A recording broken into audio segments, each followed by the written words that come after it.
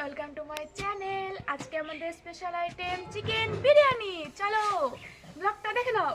আমাদের প্রথমেই লাগছে পেঁয়াজ কুচি, আলু, ঢং করে আবার পেঁয়াজটা এভাবে দেখিয়ে দিচ্ছি, আর মশলার মধ্যে এগুলো, আর চিকেন তো লাগবেই অবভিয়াসলি। এরপর চালটা সুন্দর করে ধুয়ে ভিজিয়ে রাখতে হবে। এবার চলো আলুটা ভেজে নিই।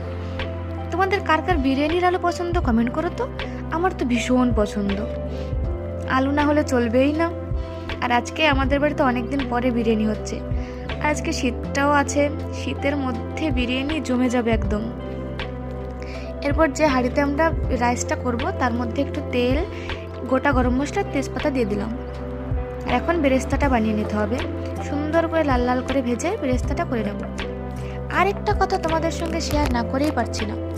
ডক্টর আমাকে যেদিন থেকে রিচ খাবারগুলো, বিরিয়ানি, পাকোড়া এগুলো খেতে মানা করেছে, সেদিন থেকে আমার খাওয়াটা বেড়েই গেছে।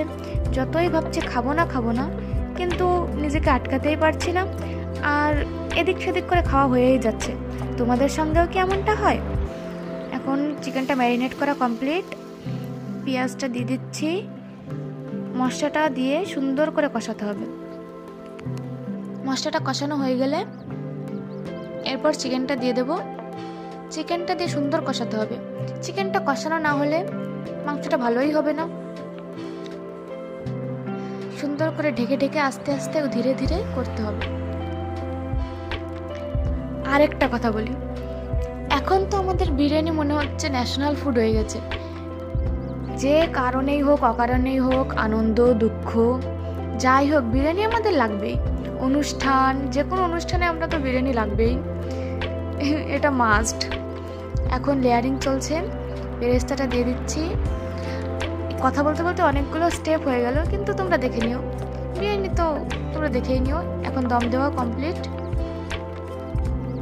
ওয়াও, দেখতে তো দারুণ হয়েছে।